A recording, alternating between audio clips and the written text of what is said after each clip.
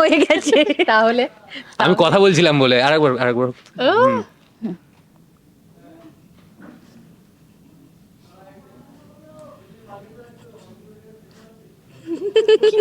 আমি কিন্তু জুনিকে খুবই পছন্দ করি, মানে ভালোবাসি আর মজা আছে যেটা একেবারে আমরা গার্লফ্রেন্ড বয়ফ্রেন্ড বা স্বামী স্ত্রী হয়ে গেলে যেটা কিন্তু মানে একটু হলেও কমে, একটু হলেও রিলেশনশিপস হয়ে গেলে অনেক ব্যাপারগুলো অনেক ন্যাচারাল, মানে অনেক না বলা কথা, এই যে মনের ভেতর চেপে রাখলাম, মানে ইটস বাজে মজা করি, বাজে মজা, মানে একদম পাতি ছ্যাবলামো, মানে একদম সবাই করে, মানে একদম বাকিরা মা বাবার সামনে করা যায় না। ছ্যাবলামো, মানে একদম আউট অ্যান্ড আউট ছ্যাবলামো, কোট আনকোট ছ্যাবলামো বলতে যেটা হয় সেই। হাই, দিস ইজ লবন্ত্রা ফ্রম টলিফ্যাক্স। চলে এসেছি স্টার জলসার অন্যতম জনপ্রিয় ধারাবাহিক কথা সেটে। আর এই মুহূর্তে কিন্তু অন্যতম ভালোবাসার জুটি আক্কি এবং জুনির জুটি। দর্শক প্রচুর ভালোবাসা দিচ্ছে। কেমন আছো বলো? আছি, বেশ ভালো আছি। খুব ভালো, খুব ভালো, খুব ভালো, খুব ভালো। বিয়ের পর অটোমেটিক্যালি ভালো হওয়ারই কথা। সংসার ধর্ম কেমন চলছে বলো? আক্কির কেমন চলছে? সংসার তো একটু মানে আমার আর জুনির পার্টিকুলার সংসার, মানে ওই ফেজটাতে এখনো আমরা ঢুকিনি। এখনো আমাদের মধ্যে একটা অদ্ভুত, মানে আমার মনে হচ্ছে যে একটা অদ্ভুত হতাশা আছে জুনির মনের মধ্যে, আর জুনির মন মানে ওই আন্ডারস্ট্যান্ডিং, হ্যাঁ সব মেশানো। মানে হতাশা, মানে রাগটা খুব একটা নয়, ক্ষোভ, মানে একটা কি বলবো, চরম ডিসঅ্যাপয়েন্টমেন্টের জায়গা থেকে দুজনের মনে একটা, মানে এটা তো অন্যভাবেও করা যেত, মানে এই ব্যাপারটা চলছে। তো জুটির ভালোবাসা দেখতে চাই, আর তোমাদের মধ্যে এই হতাশাটাকে দূর করতে হবে তো। দূর করতে হবে তো, হ্যাঁ, তো সময় লাগবে, সময়ের সঙ্গে সঙ্গেই দূরটা হবে আর কি, মানে টেক্স টাইম। পরিস্থিতির চাপে বিয়ে একদম। কোথাও গিয়ে একটু ভালো লাগা বা কিছু তৈরি হয়েছে, মানে বন্ধুত্বটা তৈরি হয়েছে? বন্ধুত্বটা বিয়ের আগেও ছিল, এবার বিয়েটা এমন ভাবে হয়েছে যাতে করে বন্ধুত্বর জায়গাটা একটু নড়বড়ে হয়ে গিয়েছিল। এখন আবার সেটা আমরা রিবিল্ড করার চেষ্টা করছি, যে আমরা বন্ধু যেরকম ছিলাম যদি সেরকমই থাকতে পারি, আবার সেটাই আবার চেষ্টা করছি। একদমই, মানে তার জন্য তো মানে বাড়ির লোকেরা উঠে পড়ে লেগেছে, মানে প্রেমটা করাবেই।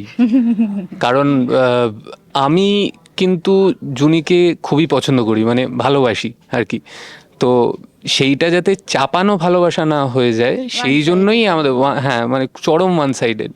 তো ওইটা যাতে চাপানো ভালোবাসা না হয়ে যায় সেই জন্যই আর কি Akki is holding himself back. তো সেইটা পরিবারের লোকজন চায় না, যে they don't want Akki to hold back. কারণ তারা, হ্যাঁ, কথাও মনে করে যে জুনির মনে একটা ভয় আছে, তো সেই ভয়টা দূর করলেই হয়তো আক্কির যে ফিলিংসটা আছে সেইটাকে একসেপ্ট করার কি বলবো জোরটা জুনির মধ্যে আছে, সেইটা ওরা ভাবছে, আর সেই জন্যই আমাদের একে অপরের কাছাকাছি আনার চেষ্টা করছে। জুনি কি বুঝতে পারছে আক্কি একটু ভালো লাগা বা ইয়েটা, মানে ওর রেসপন্সটা কি হচ্ছে জুনির তরফ? এইটা এই মুহূর্তে জুনি নিজেও বুঝতে পারছে না যে কি হচ্ছে, কিছু একটা হচ্ছে সেটা বুঝতে পারছে। That is the beauty of it. এই যে কিছু বুঝতে পারছেন, এইটাই বিউটিফুল, মানে this is the beauty of our chemistry, মানে আমার অন্তত করে মনে হয় যে এই যে একটা চাপা টেনশন, এই চাপা টেনশনটা যতদিন চাপা থাকে ততদিনই মজাটা বেশি। একদমই, এটার একটা আলাদা ইয়ে আছে, খুব খুব এটা রোমান্টিকতা আলাদা। হ্যাঁ, এইটা আমি আরো মানে অ্যাজ দিয়া অ্যান্ড রবো আমরা ডিসকাস করছিলাম যে এই ফিলিংটাই কিন্তু খুব, হ্যাঁ, খুব এই টেনশনটার একটা আলাদা মজা আছে, যেটা একেবারে আমরা গার্লফ্রেন্ড বয়ফ্রেন্ড বা স্বামী স্ত্রী হয়ে গেলে যেটা কিন্তু মানে একটু হলেও কমে, একটু হলেও রিলেশনশিপস হয়ে গেলে অনেক ব্যাপারগুলো অনেক ন্যাচারাল, মানে অনেক না বলা কথা, এই যে মনের ভেতর চেপে রাখলাম, কিন্তু ও বুঝতে পেরে গেল, ড্যাম, মানে এইটার পর মানে এই টেনশনটার কোনো বিকল্প নেই, মানে this is a different feeling altogether. আচ্ছা, এটা কেমন লাগছে জুনিকে জিজ্ঞেস করি, একই বাড়িতে দিদির সাথে কথা, জুনি একসঙ্গে, কোনো ডিফারেন্স নেই, মানে দুই বোনও যেরকম আমার বাড়িতে, মানে কথার মামার বাড়িতে আমার বাড়িতে দুই বোনও যেরকম একসাথে থাকতাম, দেওরানি জেঠানি হয়ে গেছে। হ্যাঁ হ্যাঁ হ্যাঁ, বড় যা কথা আমার, তো সেটা নিয়ে মাঝে মধ্যে মজাও করি আমরা। কথা সেদিনকে কদিন আগে একটা সিন গেছে রান্নাঘরে, যেখানে কথা বলছে, হ্যাঁ আমি বড় যা, তো ভয় পাচ্ছে হয়তো, আমি সেখানে মুখ বেঁকে বড় যা, ওইগুলো চলছে আর কি, মানে আমরা যেরকম বন্ধু বোন যেরকম আত্মার কানেকশন টাইপের ব্যাপারটা ছিল সেটাই আছে, সেটাই আছে। আচ্ছা, এটা তো গেল অনস্ক্রিন গল্প। অনস্ক্রিনে তো প্রেম মানে ফোটানোর চেষ্টা করছে বাড়ির লোক, কত দূর কি হয়, প্রেমের খেলা, সেটা পরে জানছি। অফস্ক্রিন দুজনের কতটা বন্ডিং হলো? অনস্ক্রিন তো দুজনের প্রথম কাজ একসঙ্গে। একদম, প্রথম একদম। কাজ। আগে একটা প্রজেক্টে আমরা দুজনেই ছিলাম, বাট একসাথে কোনো সিন করিনি। না, হ্যাঁ, তো হ্যাঁ, অ্যাবসলিউটলি প্রথম কাজ একসাথে প্রথমই, পুরো হ্যাঁ, একটা, টেকনিক্যালি প্রথমই। ইয়েস। তো it's altogether a very good experience working with him, because রবদা প্রচণ্ড ডিটেলিং এর ওপর কাজ করে, মানে প্রচণ্ড ডেডিকেটেড। ও অলওয়েজ, মানে আমি হয়তো সিনটা জাস্ট একবার গো থ্রু করে চলে এসেছি, ও বললো এটা আছে, কিন্তু এটা আছে, কোথায় আছে বলো তো, আছে দাঁড়া, এই দেখ আছে। আমি ও হ্যাঁ হ্যাঁ আছে, ভুলে গেছিলাম, হ্যাঁ দেখে নিয়ে চলে এসেছি। তো এইগুলো হয়। প্লাস কিছু কিছু যেহেতু দুজনেই মানে একটু সূক্ষ্ম কাজ করতে পছন্দ করি, সেই কারণে কিছু মতবিরোধও হয়, যেটা মানে একদম হওয়াটাই স্বাভাবিক বলে আমার মনে হয়। না না, জেতা হারার কোনো খেলা নয়, ব্যাপারটা হচ্ছে মানে ও হয়তো বললো যে এইখানটা না এরকম করলাম, এটা করবে নাকি এটা করলে বোধহয় আরেকটু বেটার লাগবে, ওই মানে ওইগুলো নিয়ে, হ্যাঁ ওটা, ওটা এবং আরো এবং improvement-টা এবং বেশি অলওয়েজ যেতে হচ্ছে দ্য বেস্ট আউটপুট, যেটা দুজনের শুনে মনে হচ্ছে এইটা বেস্ট হবে সেটা যেতে, নো ইগো হিও। একদমই তাই। কি বলবে? এক্স্যাক্টলি। দিয়া প্রথমত খুব বিনয়ী, ও যে কথাগুলো বললো যে আমি ডিটেলিং এর উপর কাজ করি আর ও শুধু গো থ্রু করে চলে আসছে, কিন্তু সেটা নয় আর কি। মানে হার ইনটিউশনস আর ভেরি, কি বলবো, ভেরি মানে নিখুঁত যাকে বলে, মানে ইনটিউশনেই ও বের করে দিচ্ছে পুরোটা। আর মানে আর জেতা হারা তো প্রথমত কিছু হয় না, কিন্তু মোস্ট অফ দ্য টাইম এটা আমি পরে যখন I am talking to myself, I found out that her technical, মানে she is so technically profound, মানে কখন লুকটা দিলে বেশি রেজিস্টার হবে সেটা ওর এক্সপিরিয়েন্সের দিক থেকে, she is very experienced and she is very intuitive, so that helps me as an actor to grow also. এটা আমি ওকে কোনোদিন বলিনি, কারণ বেশি প্রশংসা করতে নিয়ে, করে লাভ নেই। হ্যাঁ সেটা আমি ওকে কিন্তু আমি আজকে বললাম যে which helps me grow also, মানে she knows when to do what. আর আমার ক্ষেত্রে ব্যাপারটা হলো যে মানে এখন তো এটা করা উচিত, কিন্তু সেইটা নিয়ে আমাদের একটুখানি ডিসএগ্রিমেন্টস হয়, কিন্তু মোস্ট অফ দ্য টাইম হয়তো এগ্রি করে নেয় রবদা, বা হ্যাঁ, আমারও কখনো মনে হলে যে না ও যেটা বলছে সেটা আমি ভাবিনি, আমার মাথায় আসেনি, আমি অলওয়েজ হ্যাঁ হ্যাঁ এটা করবো। এইটাই তো দরকার, এই বন্ডিংটাই দরকার। সেইটাই। আর এমনি বাকিদের সাথে সাহেবদা তো এখানে মানে লেগ পুলিং করতেই থাকে, মজা তো করতে থাকে, যেটা কিছুক্ষণ আগে দেখছিলাম হ্যাঁ সেটে। হ্যাঁ, এবার ওইটা আর কি, মানে কোনো এক্সপ্লেনেশন নেই, ওটা আমি মানে কথায় প্রকাশ করতে পারবো না যে ওইটা আমাদের মধ্যে কি চলে। কারণ সব কথা খুব যে মানে আমরা যে মজাগুলো একে অপরের সঙ্গে করি, সেটা যে খুব আমরা ক্যামেরার সামনে বলবো এই মজাগুলো করি, সেইগুলো আমরা বলতেও পারবো না। মানে ইটস বাজে মজা, হ্যাঁ বাজে মজা, মানে একদম পাতি ছ্যাবলামো, মানে একদম সবাই করে, মানে একদম বাকিরা, মানে মা বাবার সামনে করা যায় না। ছ্যাবলামো, মানে একদম আউট অ্যান্ড আউট ছ্যাবলামো, কোট আনকোট ছ্যাবলামো বলতে যেটা হয় সেইটাই এত ভালো লাগে। ওই জন্যই রোজ কাজে আসতে এত ভালো লাগে, কারণ আমি ওটা হবে, মানে মজাটা হবে, যাই হোক, যাই সিনস থাক, কাজ তো হবে, মজাটা হবে।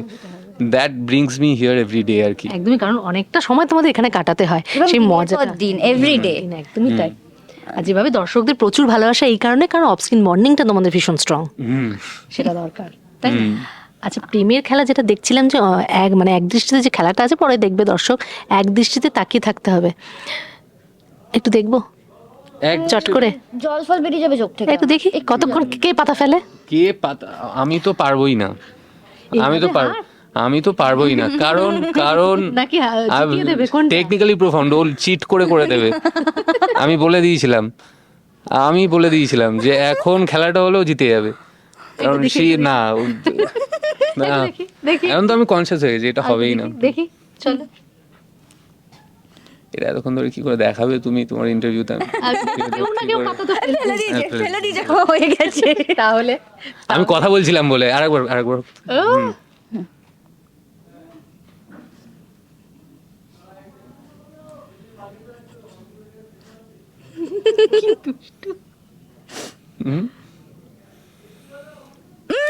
হয়নি হয়নি You blink, কার হয়েছে? you blink. বলুক, দর্শক বলুক। তাহলে রেকর্ডিংটা চালাও, রেকর্ডিং বউ যখন বলেছে সেটা মানতে হবে, কিচ্ছু করার নেই, ঠিক আছে? নিজে ব্লিঙ্ক করে বুঝতে পারছে না, বুঝতে পারছি। বুঝতে পারছে না। আমি করিনি, এটা তুই পারছিলি না বলে। না না না, জিতে গেছে, চুপ করো, ওরকম বললে হবে না। যাই হোক, মানে পাল্লা ভারী কিন্তু এর, হ্যাঁ হ্যাঁ বডি, তোমার ভালোবাসাটা মনেই রেখে দিও না, বলো। হ্যাঁ কিসের পাল্লা ভারী? ভালোবাসার ভারী। দিকটা আমি বলছি অন স্ক্রিন। তুই জিতে গেছিস, বোঝ। আচ্ছা, বুঝলাম। পাল্লা ভারী ওই দিক থেকে। বোঝাতে হয়। হ্যাঁ যাক, শেষ করব। দর্শকদের প্রচুর ভালোবাসা, দিনকে দিন আরো বেড়ে যাক, আর তোমাদের ভালোবাসাটাও দেখতে চাইছে দর্শক। প্রেমটা যেটা ভেতরে আছে একটুখানি প্রকাশ পাক, দুজনে একটু এগোক। কিছুটা আসছে, দারুণ দারুণ এপিসোড আসছে, এটুকুই বলতে পারি। আর দর্শকদের ভালোবাসাটা পেয়ে না আমি খুবই আপ্লুত, খুবই আপ্লুত, খুবই খুবই, মানে এই যে রোজ এডিটস গুলো দেখি আমি, মানে that motivates me a lot. Thank you for loving us. কি বলবে দর্শক? নতুন করে আর কি বলবো, ধন্যবাদ, অনেক অনেক অনেক ধন্যবাদ এত ভালোবাসার জন্য এবং এত সাপোর্ট করার জন্য। অ্যান্ড আমি দেখেছি অনেকে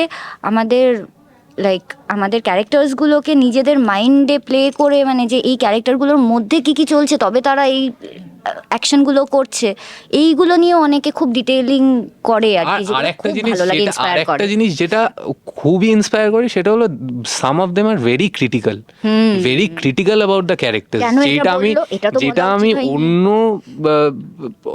অন্য প্রজেক্টসেও খুব কম দেখেছি, আর অন্য ক্যারেক্টার্সগুলো নিয়েও কম দেখেছি।